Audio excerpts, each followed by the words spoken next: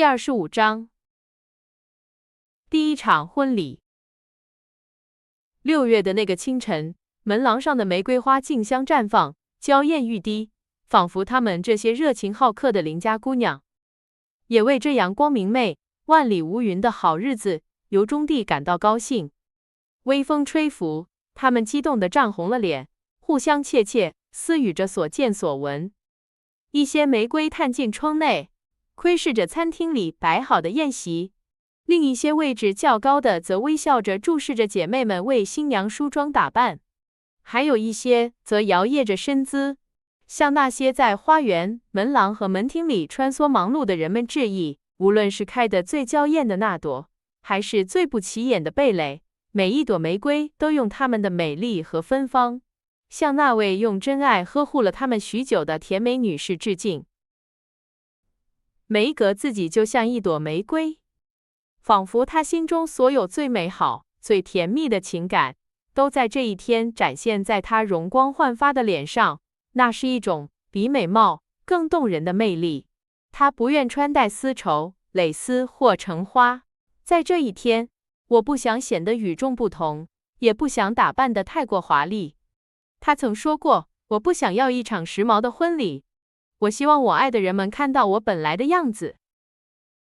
因此，他亲自设计了婚纱，并怀着年轻姑娘特有的温柔期盼和纯真浪漫，亲手缝制而成。她的姐妹们为她梳理了美丽的秀发，并用她的约翰最喜爱的铃兰花加以点缀。亲爱的梅格，你真是光彩照人，美丽动人，又那么自然。我真想紧紧地拥抱你。但我不想弄皱你的婚纱。艾米欣喜地从头到脚打量着她，在他们为她打扮完毕后说道：“我很高兴你这么说，但是，请你们都来拥抱我，亲吻我，我一点也不在乎婚纱。如果是因为这个，我倒希望她今天能多皱一些。”梅格张开双臂拥抱她的姐妹们。看到新的爱情并没有取代梅格心中旧有的爱，他们脸上都洋溢着幸福的光彩。现在我要去给约翰系领带，然后和爸爸在书房里单独待一会儿。说完，梅格匆匆下楼，完成了这2个小小的仪式，以便能把剩下的时间都留给她的母亲。母亲尽管脸上带着慈爱的微笑，心中却感受着所有母亲在第一个孩子离巢时都会有的那种内在的悲伤。趁着年轻的姐妹们聚在一起，最后检查着她们朴素的衣着，我想谈谈她们在过去3年里的变化。毫无疑问，她们都处于最美好的年华。乔的身材不再那么棱角分明，如今走路即使算不上优雅，至少也显得轻松自如。她的头发长了，常常梳成一条粗粗的马尾，这比以前更适合她那小巧的头颅和高挑的身材。她黝黑的脸颊上透着健康的红晕，眼神也变得柔和。在这样的一天里，她努力克制自己尖刻的言辞，只说些友善的话语。贝斯现在比以前更瘦、更苍白，也更安静了。她美丽温柔的眼睛显得更大了，眼神中带着一种表情，即使她自己没有感觉到，看到的人也会感到悲伤、痛苦的阴影，似乎带着可悲的耐心笼罩在她年轻的脸上。但贝斯几乎从不抱怨，相反，她常常充满希望地谈论着很快就会好转。艾米被大家公认为家中的一枝花，这是当之无愧的。16岁的她已经有了成熟女性的容貌和风度。与其说她美丽，不如说她拥有一种难以言喻的魅力，我们称之为优雅。这种优雅体现在她身材的曲线，她双手的形态和动作，她连衣裙的飘逸，她秀发的垂落，自然和谐，既引人遐想又美丽动人。艾米仍然为自己的鼻子发愁，她总是不肯长成希腊式的轮廓。她也不喜欢自己的嘴，觉得太大了，下唇又过于突出。这些不完美的特征赋予了她面容独特的个性，但她自己却不这么认为，只能从她那白皙无瑕的肌肤、明亮的蓝眼睛和比以往任何时候都更加金黄浓密的卷发中找到些许安慰。三个姐妹都穿着雅致的银灰色礼服，她们夏天的盛装，头发上和胸前都别着小小的玫瑰花，她们看起来就是她们本来的样子，一群心地快乐、面容姣好的年轻姑娘，在忙碌的生活中暂时停下脚步，激动地阅读着每个女人生命中最甜蜜的篇章。婚礼没有安排特别的仪式，一切都尽可能自然和温馨。因此，当马奇姑妈到达时，看到新娘跑出来迎接她并陪她进去，而新郎正在修理一个掉下来的花环。新娘的父亲则表情严肃地抱着2瓶酒走上楼梯，他不禁大为震惊。我的天哪，这都乱成什么样子了？老妇人惊叫道。她坐在为她预留的上座，抚平身上那件发出沙沙声的淡紫色波纹绸连衣裙。孩子，在最后一刻之前，谁也不应该看到你。我不是什么展览品，亲爱的姑妈，也没有人是来看我，批评我的衣服，或者计算宴席花费的。我太幸福了，不在乎别人说什么或想什么。我会举办一个简单的婚礼，就像我一直想要的那样。约翰，亲爱的，锤子在这儿。梅格说着，去帮助那个男人做那件不太合适的活儿。布鲁克先生没有道谢，但在拿起那件毫不浪漫的工具时，他在门后亲吻了新娘，并用一种眼神看着她，让马奇姑妈连忙拿出她的手帕，擦去从她那双年老而敏锐的眼睛里流露出的激动的泪水。传来东西掉落的声音，紧接着是一声尖叫。老李大笑起来，高兴地叫道：“天哪，瞧，你又把蛋糕弄坏了！”随后便是一阵手忙脚乱，几乎刚结束，堂兄弟姐妹们就开始陆续到达，于是他们终于可以开始宴会了，就像贝斯小时候常说的那样。别让那个高大的年轻人靠近我，他比蚊子还烦人。老妇人对艾米小声说。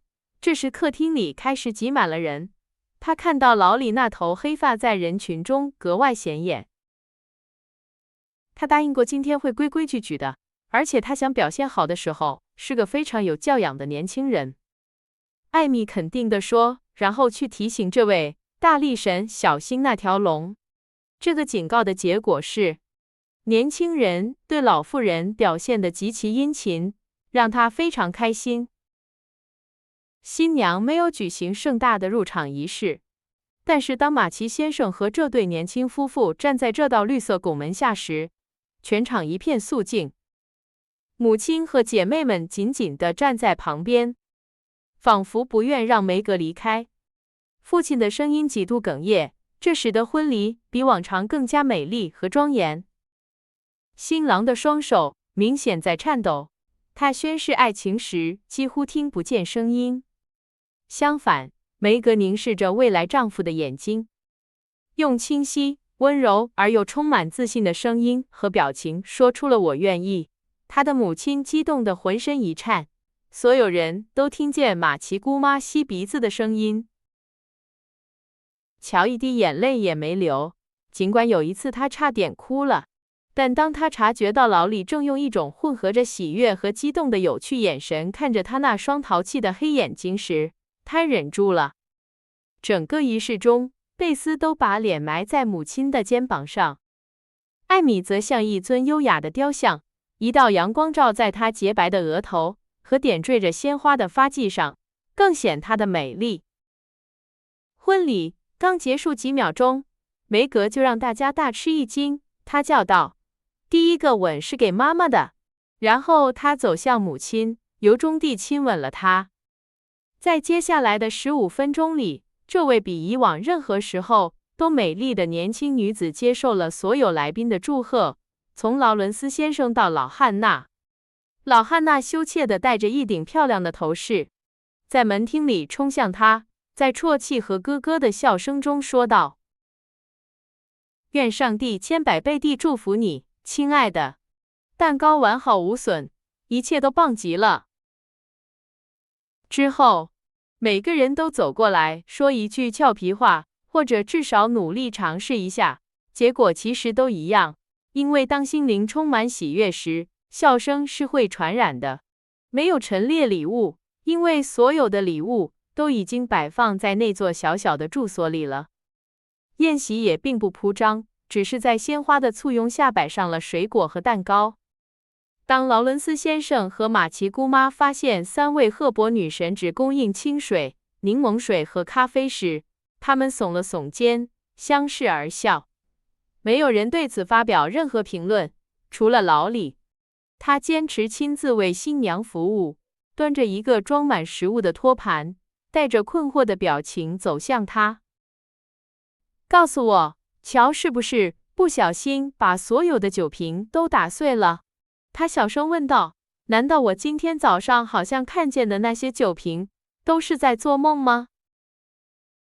不，你祖父好心送了我们几瓶他最好的酒，马奇姑妈也带来了一些，但是爸爸留了几瓶给贝斯，把剩下的都送到士兵之家去了。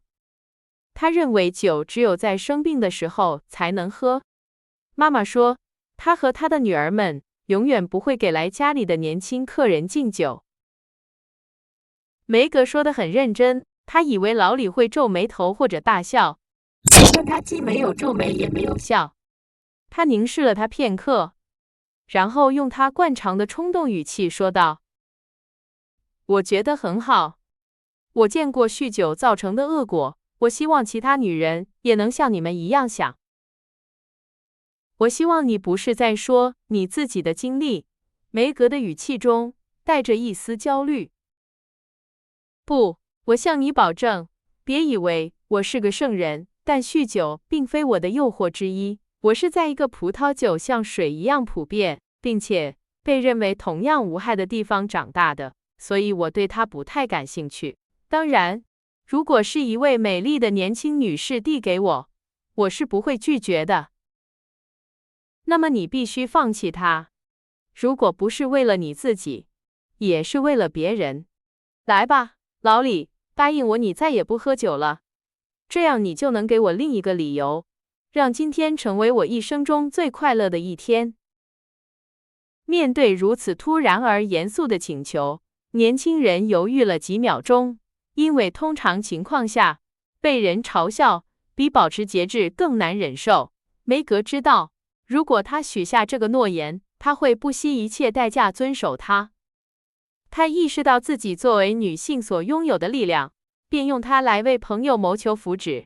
他没有再说什么，只是用一种幸福的表情和微笑看着他，仿佛在说：“今天没有人能拒绝我任何事情。”老李当然无法拒绝，他微笑着点了点头，向他伸出手，真诚地宣布：“我保证，布鲁克太太。”谢谢你，非常感谢。为你的决定干杯，泰迪，乔叫道。他举起杯子敬酒时，不小心溅了他一些柠檬水。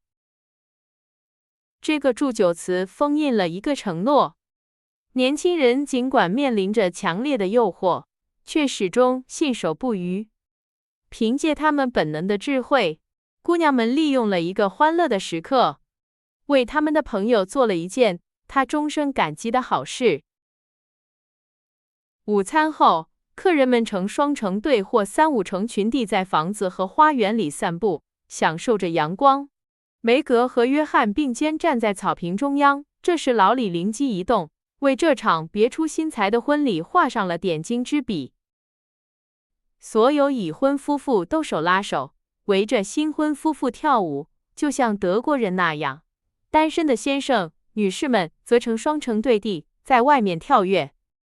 老李喊道，他拉着艾米在小路上奔跑，姿态优美，兴致高昂，极具感染力，其他人很快便毫不犹豫地效仿起来。马奇先生和马奇太太，卡罗尔姑妈和卡罗尔叔叔是第一批。很快，其他人也加入了，甚至萨利·莫法特在犹豫了几秒钟后，也提起裙摆，拉着内德跳起舞来。但最有趣的时刻是由劳伦斯先生和马奇姑妈带来的。当老绅士郑重地邀请老妇人跳舞时，他毫不犹豫，把拐杖夹在胳膊底下，跑去加入了围绕着新婚夫妇的人群，而年轻人们则像夏日的蝴蝶一样在花园里飞舞。当参与者们需要停下来喘口气时，舞蹈结束了。他们中的许多人趁此机会向新婚夫妇道别并离开。祝你一切顺利，亲爱的。我是真心这么说的，但我担心你会后悔的。马奇姑妈对梅格说。然后，当新郎陪她上马车时，他又补充道：“你娶到宝了，年轻人，要好好珍惜它。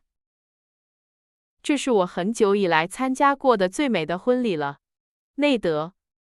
但我不知道为什么它一点也不奢华。”莫法特太太离开时对她丈夫说：“劳力，孩子，如果你什么时候也想办这样的婚礼，就说服那些姑娘中的一个，我会很高兴的。”劳伦斯先生说着，在沙发上安顿下来，以便在早晨的忙乱之后休息一下。我会尽我所能让您满意的，先生。老李回答，他的教养异乎寻常的好，同时小心翼翼地取下瞧，别在他纽扣孔上的那朵花。小房子离得不远，梅格唯一的蜜月旅行就是他和约翰从旧家到新家的那段宁静的散步。当大家看到他准备离开时，他穿着灰色的套装，戴着一顶系着白色缎带的草帽，像一位美丽的贵格会教徒。所有人都激动地出来送他，仿佛他即将开始一段漫长的旅程。亲爱的妈妈，不要觉得我离开了您，或者因为我深爱约翰就减少了对您的爱。他拥抱着母亲，泪眼婆娑地说：“爸爸，我会每天都来看你们。我希望即使我结婚了，你们心中也依然为我保留一个位置。贝斯会经常和我在一起，其他人也会时不时来看我，取笑我努力成为一个好主妇的笨拙样子。感谢大家，让我的婚礼如此幸福。”所有人都看着他离去，脸上洋溢着爱与希望，充满了无限的温柔。她挽着丈夫的胳膊，手里捧着鲜花，6月的阳光照耀着她幸福的脸庞。梅格的婚姻生活就这样开始了。